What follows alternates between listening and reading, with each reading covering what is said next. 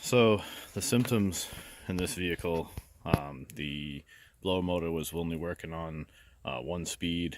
Now it's not working at all. So actually I hope that it ends up being just the resistor and not the blower motor itself. So there's no sense of like turning the key on and going through the motions of showing you, various speeds, because it doesn't even work on one speed anymore. Otherwise, I'd show you. But it was working on just one speed.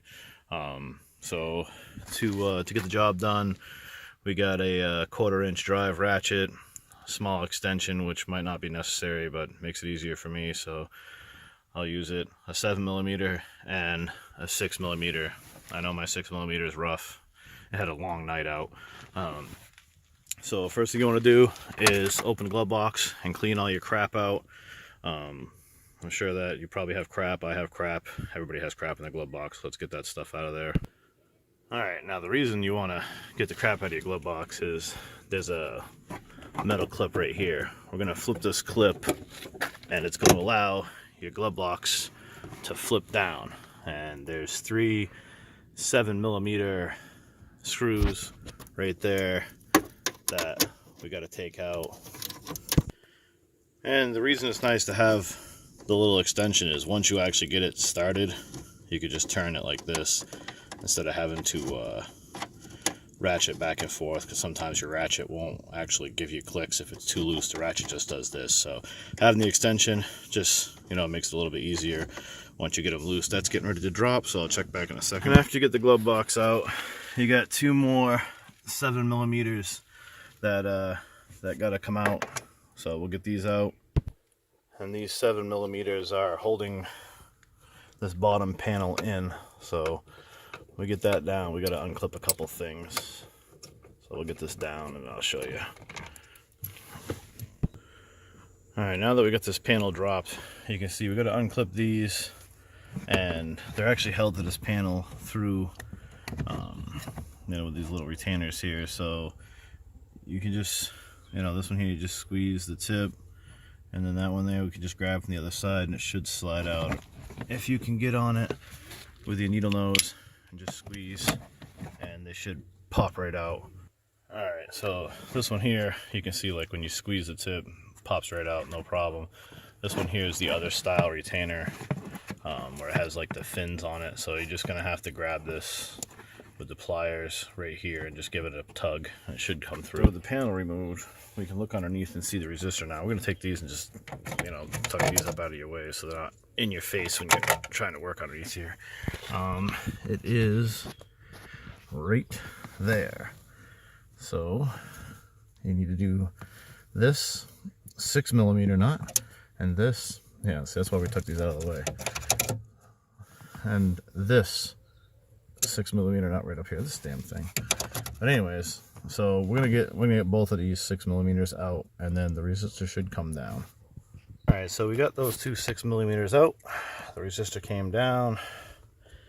Yeah, this one is really kind of like corroded and crappy looking compared to the new shiny one. So we got to get some things disconnected. We got to get this clip disconnected here, and then if you follow this red and black wire back up here, we got to disconnect this clip right here. So we'll get that done and we'll check back. Alright, so getting that clip out was kind of a pain. That really corroded pretty bad. Looks like it got warm at some point in time. It actually became one with this here. I had to implement a little tool screwdriver here and pry around the clip to get the clip to come out, and then I had to take the tool and dig out the little fragment of the missing prong. I don't even know where the hell they went in this mess on the floor, but anyways, like one of these little prongs was actually stuck in this clip in that space there. I had to dig it out. I guess it's a common problem on these. Sometimes these clips are completely melted. I think I'll be able to salvage this one without actually having to go to the junkyard and then cut and then splice a new end in, which would be a real nightmare. So hopefully just plugging this in You know, there's no, the walls are solid on either side of this still, so I'm not worried about it shorting out. If you have any questions about yours, just go ahead and go to the junkyard, clip one of these off, get some butt splice connectors, and just replace your connector there. You know, if you don't feel comfortable, obviously take it to a certified mechanic in your area who is comfortable doing the job. But you know, it shouldn't be too hard. If you've ever wired a stereo or anything like that, if you're familiar with butt splice connectors, you should be able to get the job done if you need to replace that particular connector. Anyways, pressing on, we'll get this top one out here. All right, so we successfully got this plug changed.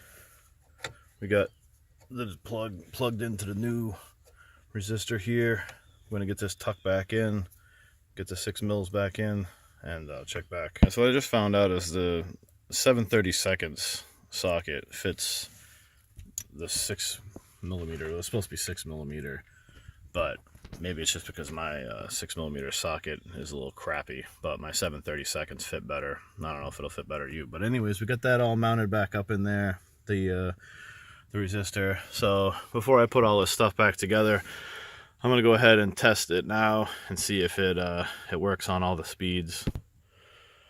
All right, moment of truth.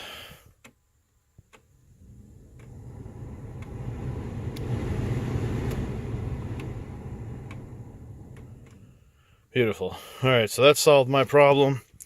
I'm gonna go ahead and get the get that bottom panel put back on, get the glove box put back in.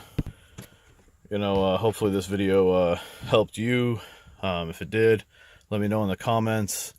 Like the video, subscribe. All right, got the clips back in here, and then we're gonna fit this thing back in here and get those 7 mils back in. The 7 millimeters that go in this bottom panel are the longer ones. There should be 2 longer ones. Those ones go to the glove box. Don't screw this in the panel down here and then realize when you go to put the glove box in, you got an odd one. So when you are putting your glove box back on here, these holes are slotted. So make sure you don't tighten these down all the way until after you have gotten it lined up.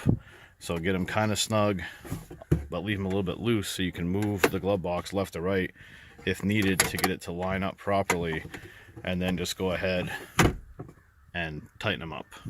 Final step is to put all your crap back in your glove box. Now might be a good time to go through your crap, take some crap out that you might not need anymore, but if you're like me, you're just gonna throw everything right back where it came from.